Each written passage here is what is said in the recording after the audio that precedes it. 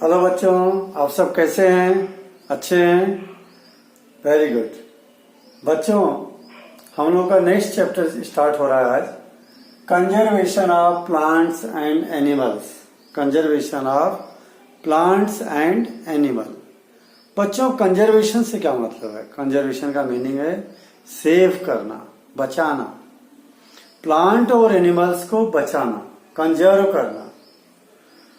Plant और animal को main जो खतरा है फॉरेस्ट है। फॉरेस्ट को अगर कटिंग करते हैं तो प्लांट और एनिमल दोनों ही कंजर्व नहीं होते हैं। तो सबसे पहले हम लोग बात करते हैं कि प्लांट की कटिंग जो हो रही है लार्ज स्केल पर, ये क्या है और इसके कॉन्सिक्वेंसेस क्या है, यानी हार्मफुल इफेक्ट। तो conservation of plants and animals से मतलब है कि प्लांट को और एनिमल को सेव रखना। और अगर हम डिफॉरेस्ट कर देते हैं तो दोनों ही सेव नहीं है। और जनरली ज्यादा करके जो है इन दिनों में डिफॉरेस्टेशन पे ज्यादा लोग ध्यान दे रहे हैं, जबकि गलत है। अफॉरेस्टेशन पे ध्यान देना चाहिए। तो हम दोनों की मीनिंग समझते हैं, अफॉरेस्टेशन और डिफॉरेस्टेशन। अफॉरेस्टेशन का मतलब बच्चों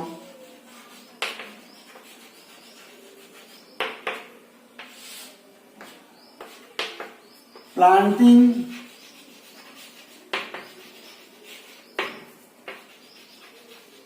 मोर एंड मोर ट्रीज, ज्यादा से ज्यादा पौधे लगाना on large scale. Trees on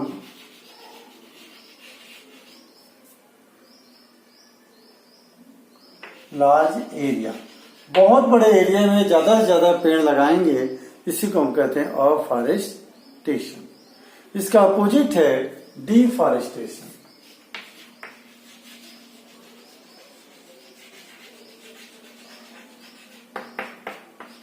cutting of trees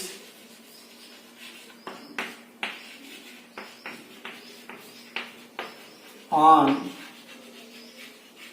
large scale. Large scale में पेड़ों को काटना क्या कहलाएगा? डिफॉरेस्टेशन। क्या कहलाएगा? डिफॉरेस्टेशन।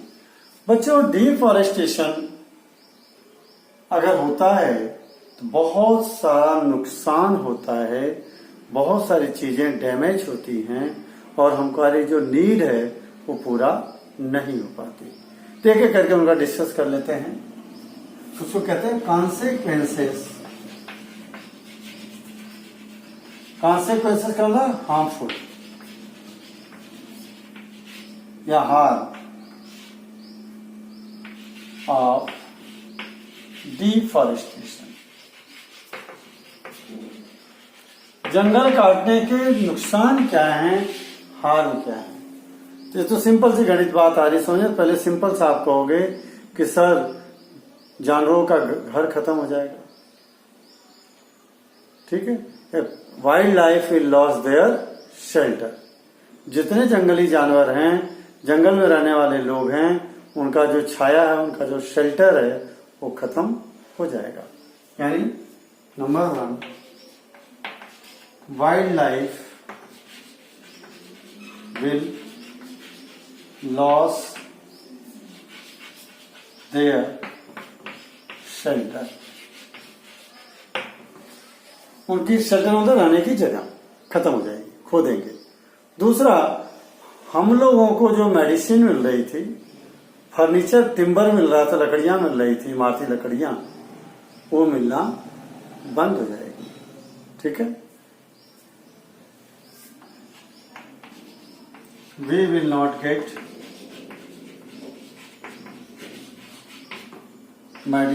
medicine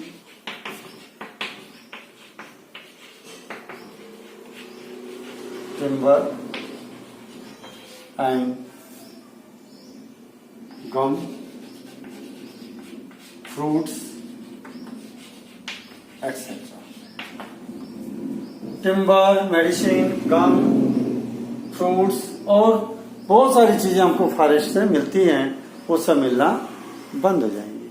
ये तो मेन 2 पॉइंट बताया मैंने। अब इसके अलावा बहुत सारे डिफॉरेस्टेशन के हार्मफुल इफेक्ट है कि करके देखते हैं।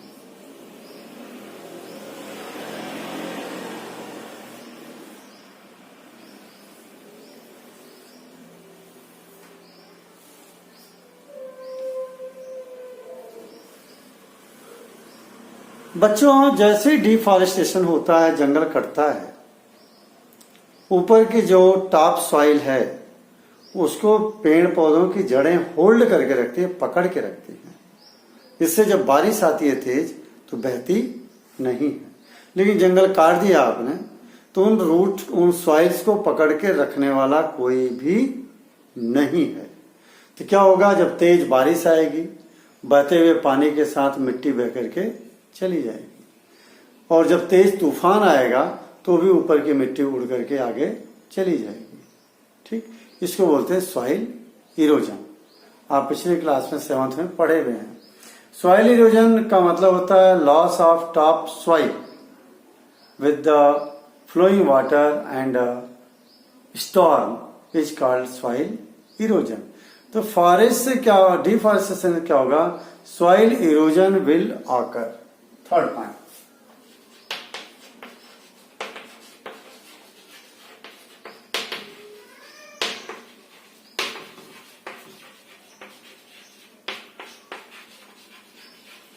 सॉइल इरोजन होगा। अब सॉइल इरोजन हो जाने से देखो क्या नुकसान होता है और आगे क्या कहानी बढ़ती है। जो पेड़ पौधों की जड़ें होती हैं, जब बारिश होती है तो उन जड़ों का सहारा पकड़ करके पानी अंडरग्राउंड में, जमीन में उतरता है, तो मैक्सिमम पानी धरती के अंदर चला जाता है। नदियों में पानी बहुत कम पहुंचता है। लेकिन आपने अगर जंगल काट दिया तो पानी जमीन के अंदर धंसेगा कम, फटाफट वो पानी बह करके कहां पहुंच जाएगा, नदियों में। तो नदियों में क्या आ जाएगा, उससे फ्लड। नदियों में ज्यादा पानी आ जाने से बाढ़ आ जाएगी, क्योंकि पानी जमीन में नीचे उतर नहीं रहा है। क्या हो जाएगा, 4th point, it will cause flood. Flood का मतलब बाढ़। इसकी वजह से बाढ़ भी आ सकती है। और क्या होगा, रेनफॉल में कमी आएगी, बारिश कम होगी। जहां जंगल कम वहां बरसात कम होती है, जहां जंगल कम वहां बारिश भी ज्यादा होती है। जहां जंगल ज्यादा वहीं बादल बनेंगे खूब, कारण पौधों के पत्तियों से, पौधों के सरफेस से पानी इवोपरेट होकर के भाप बन के जाता है और वो बादल बनता है। और जमीन में का भी पानी पौधे सोख करके लेते हैं और बादल बनाते हैं। अब जहां जब पेड़ पौधे नहीं है, वहां न तो जमीन में पानी है, न तो सरफेस पे पानी है, न तो पेड़ पौधे हैं, तो वहां बादल बनेंगे ही नहीं, बारिश भी नहीं होगी, यानी रेनफॉल विल बी अफेक्टेड।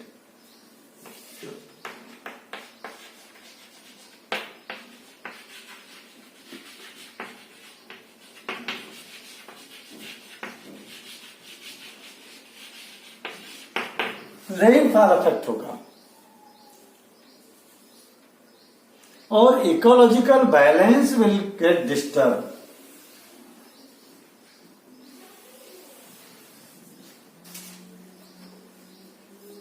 छठा पॉइंट जो है इकोलॉजिकल बैलेंस। इकोलॉजिकल बैलेंस से मतलब ऑक्सीजन और कार्बन डाइऑक्साइड का बैलेंस होना।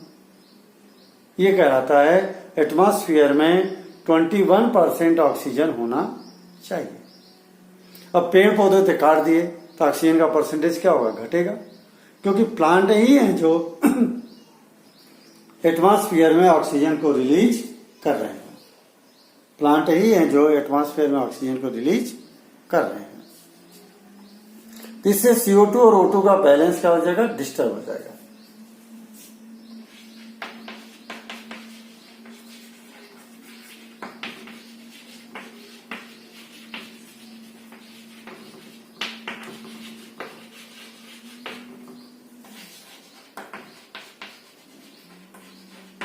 ये डिस्टर्ब, इतने सारे कॉन्सिक्वेंसेस, 6 पॉइंट देखा आपने, ये होते हैं। यानी प्लांट से हमको जो प्रोडक्ट मिलना है वो नहीं मिलेगा, एक नुकसान।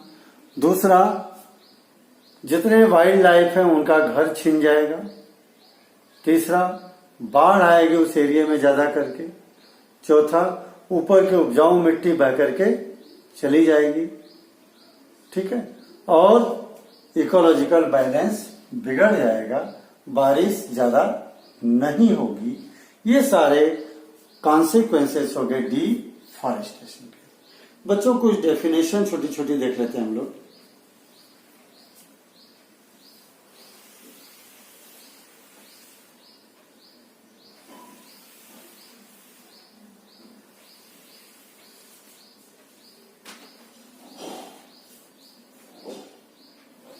अब आती बात ड्रॉट।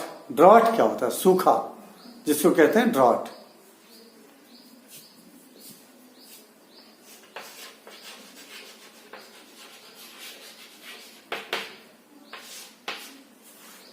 जहां पे पेड़ पौधे कट जाते हैं, बहुत लंबे समय तक बारिश नहीं होती है, तब उस सिचुएशन को हम कहते हैं ड्राट हो गया, सूखा पड़ गया, ठीक है।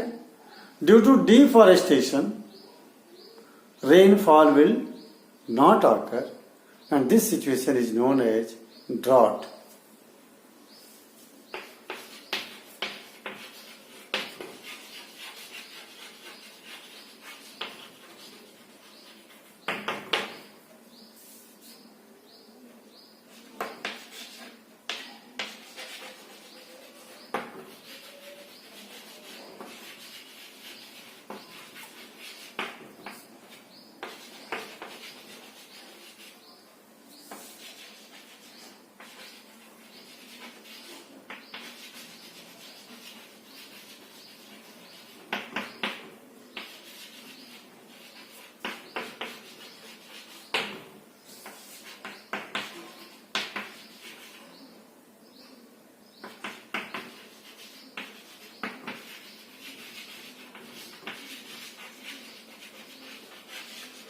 देखिए, due to deforestation if rainfall does not occur for long duration, deforestation की वजह से अगर लंबे समय तक बारिश नहीं होती है, then this situation is called drought. तब इस सिचुएशन को हम क्या कहते हैं? ड्रॉट कहते हैं बच्चों, ठीक। अब देखिए, ड्रॉट और सॉइल इरोजन, दो चीजों का इफेक्ट क्या होता है वो बताता हूं। सॉइल इरोजन तो जानते ही हैं, वो भी लिखना define.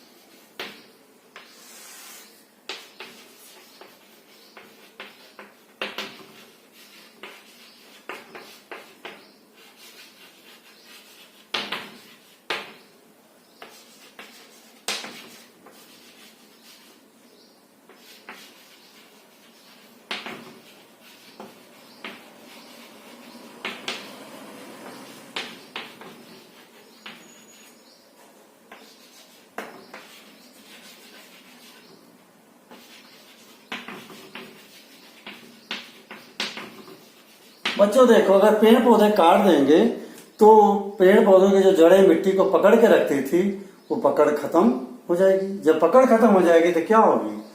Top fertile soil remove हो जाएगी। Removing top fertile soil by flowing water, बहते हुए पानी, जब बारिश तेज बहती है ऊपर की मिट्टी को बहा करके ले जाती है। एंड स्टॉर्म, बहुत तेज तूफान आएगा, वो भी धूल को मिट्टी को बाहर उड़ा करके ले जाएगा। Is called soil erosion. बच्चों दो चीजें हो गई, ड्राट पड़ा, सूखा पड़ा, पेड़ पौधे खत्म हो गए। अब जब टॉप सॉइल उड़ गई तो नीचे की जो है लेस फर्टाइल सॉइल ऊपर आ गई। इसको हम बोलेंगे पूरा एरिया किसमें बदल जाएगा? डेजर्ट में। यानी सॉइल इरोजन, पहले desert, drought, soil erosion will form the desert. इसकी वजह से क्या बन जाएगा? रेगिस्तान बन जाएगा area. This formation of desert is called desertification. तब इसको लिख लो सिंपल वे में,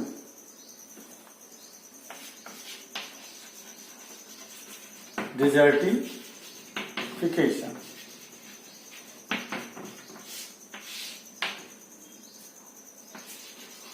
Changing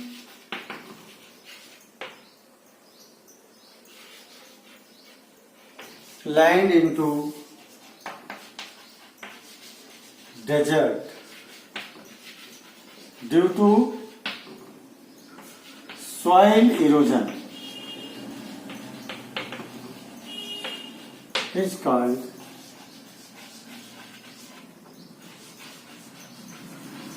desertification. चेंजिंग लैंड, जमीन का बदल जाना किसमें? डेजर्ट में।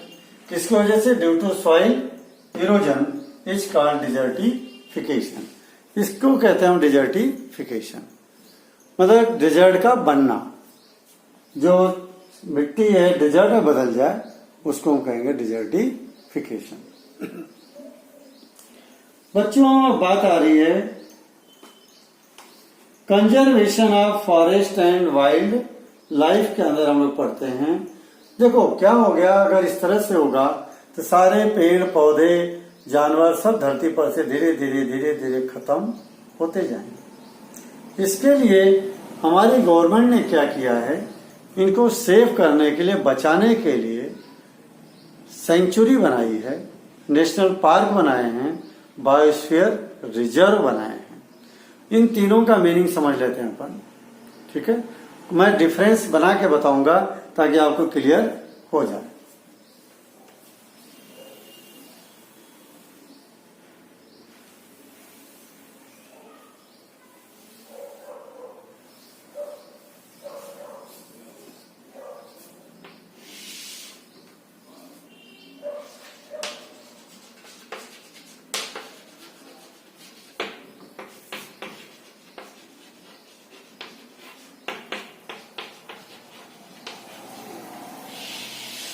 इन दोनों में जरा डिफरेंस समझो। सेंचुरी क्या है? ये केवल एनिमल्स और उनके हैबिटेट के प्रोटेक्शन के लिए बनाई गई गवर्नमेंट के द्वारा। ऐसा एरिया जो जहां एनिमल रहते हैं उनको बचाना है और उनके हैबिटेट को जहां वो रहते हैं वो जगह, उसको हम कहते हैं सेंचुरी। नेशनल पार्क में क्या है? प्लांट भी, एनिमल भी, उनका हैबिटेट भी, और वहाँ की जो ट्राइबल लाइफ है उसको भी बचाना है। ये यानी नेशनल पार्क का एम बड़ा है और सेंचुरी का एम छोटा है। दूसरा, सेंचुरी जो है ओपन एरिया है, कोई भी इस एरिया में जा करके घूम फिर करके आ सकता है, लेकिन नेशनल पार्क में ऐसा नहीं है। नेशनल पार्क में जाने के लिए आपको परमिशन की जरूरत पड़ेगी, बिना परमिशन का आप नेशनल पार्क में घूम नहीं सकते। इसका जो एरिया है वेल डिफाइंड है और इसका एरिया वेल डिफाइंड, सॉरी इसका एरिया वेल डिफाइंड नहीं है, इसका एरिया, नेशनल पार्क का एरिया वेल डिफाइंड है, ठीक है। ये 3-4 डिफरेंस है, लिख लेते हैं अपन इनको।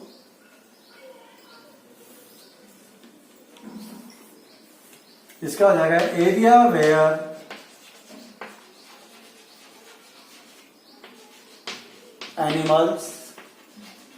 एनिमल्स में सब आ गए बच्चों, बर्ड्स भी आ गए, एनिमल्स भी आ गए, माइक्रो ऑर्गेनिज्म भी आ गए, सब आ गए। Animals and their habitat, habitat का मतलब रहने की जगह,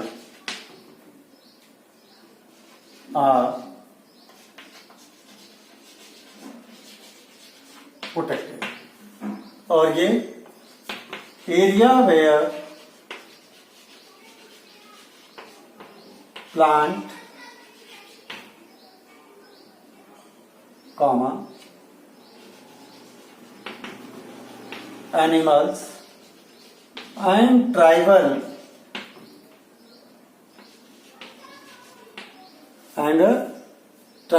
कल्चर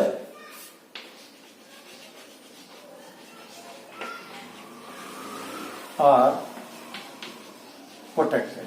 जो आदिवासियों का कल्चर है, रहन सहन है, उसको भी प्रोटेक्ट करना है, उसको भी प्रोटेक्ट करना है। तो ये तीन चीजें का एम लेके चल रहा है, प्लांट को भी प्रोटेक्ट करना है, एनिमल्स को भी प्रोटेक्ट करना है और ट्राइबल कल्चर को भी प्रोटेक्ट करना है। जबकि यहाँ क्या एम है, केवल एक एनिमल्स को प्रोटेक्ट करना। दूसरा, बाउंड्री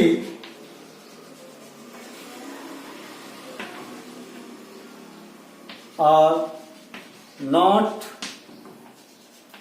वेल डिफाइंड। इनकी जो बाउंड्री सीमा जो है वेल डिफाइंड नहीं है, यानी कोई पत्थर या दीवार या बाउंड्री बनी हुई नहीं है।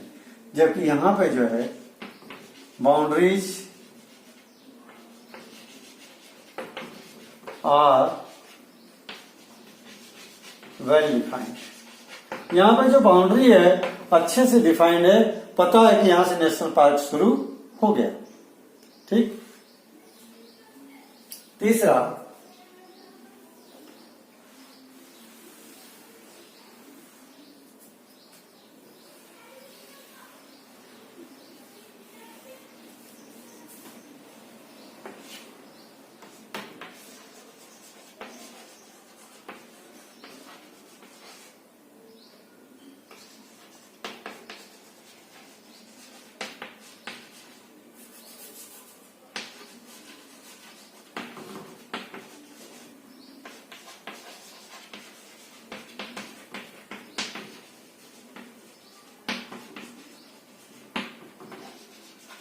देखिए, one can move without official permission in this area. Sanctuary के अंदर आप जाकर के पास से घूम फिर करके आ सकते हो, लेकिन नेशनल पार्क में आप बिना परमिशन के आपको अंदर जाने की इजाजत नहीं होगी। यानी थर्ड पॉइंट है, वन कैन नॉट मूव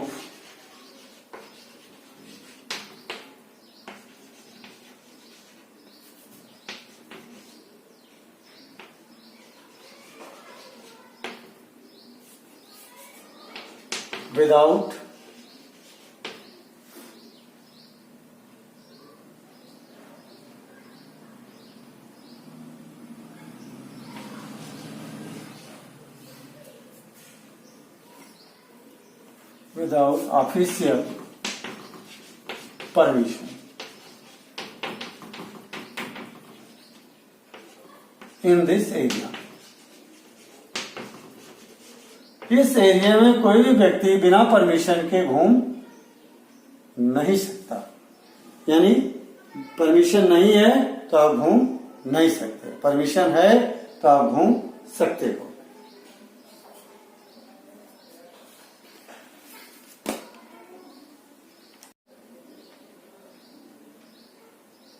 हो गया।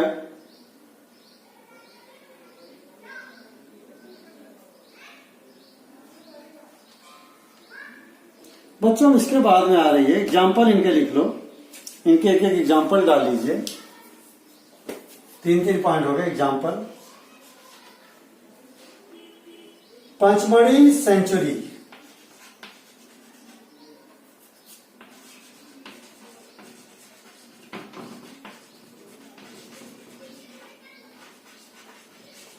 Bharatpur bird century,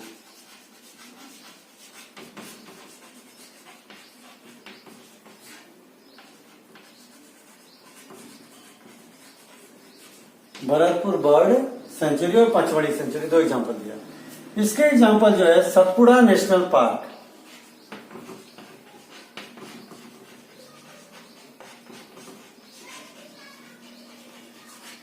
Satpura national park. बच्चों ये 3 डिफरेंस कर लें इसके, इसमें सारा कवर हो जाता है और इसके एक एक एग्जांपल याद कर लें। इसके बाद एक छोटी सी बात बचती है, बायोस्फीयर रिजर्व। बायोस्फीयर रिजर्व, उसकी बात भी कर लें।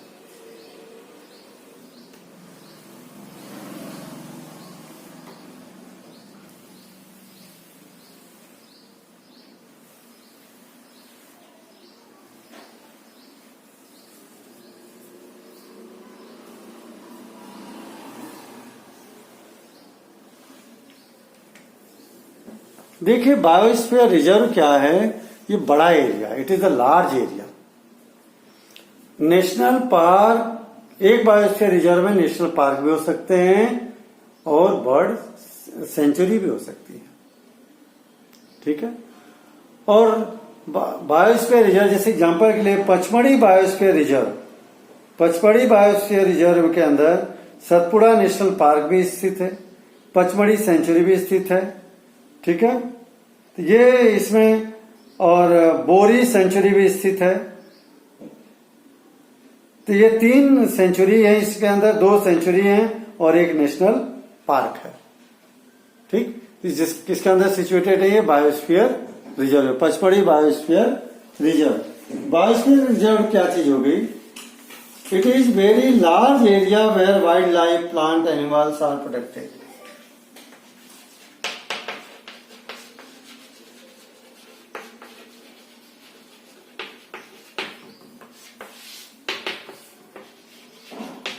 It is very large area where plants, animals,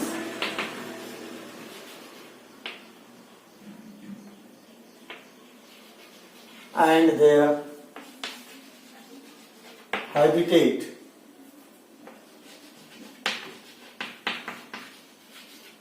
are protected। बहुत बड़ा एरिया है और it can include number one point, it can include national park and sanctuary. इसके अंदर नेशनल पार्क भी आ सकते हैं और सेंचुरी भी आ सकते हैं एग्जाम्पल के लिए। और दूसरी जो है लाइफ ऑफ ट्राइबल्स को भी ये प्रोटेक्शन देता है।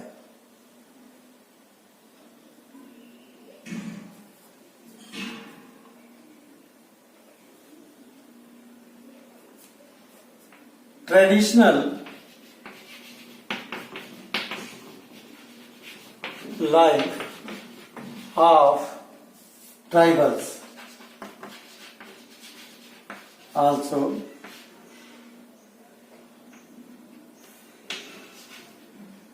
also protected।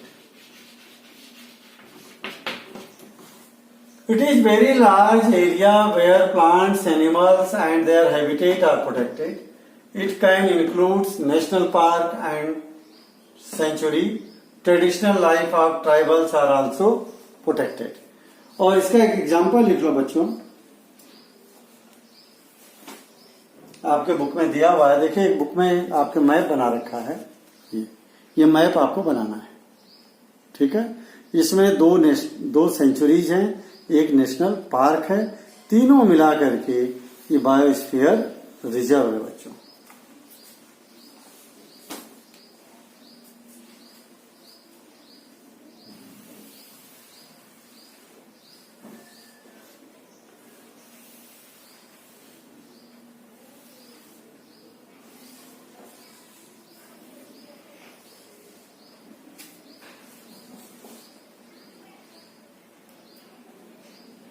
बायोस्फीयर रिजर्व के अंदर एक एग्जांपल लिख लो, Pachmarhi biosphere reserve.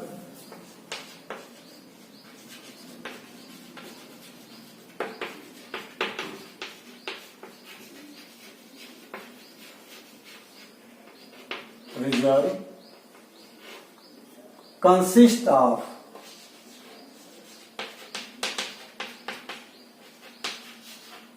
Number 1 Pachmarhi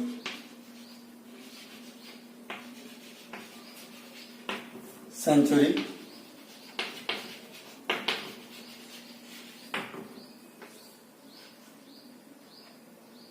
बोरी सेंचुरी,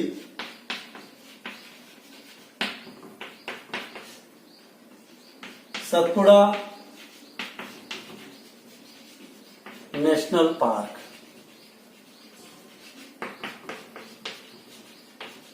कहने का मतलब जो बायोस्फीयर रिजर्व बहुत बड़ा एरिया है, इसके अंदर नेशनल पार्क और सेंचुरी भी इंक्लूड होते हैं। देखिए Pachmarhi biosphere reserve consist of Pachmarhi sanctuary, Bori sanctuary और सतपुड़ा नेशनल पार्क। 3 चीजों को मिलाकर के पचमढ़ी बायोस्फीयर रिजर्व बना हुआ है।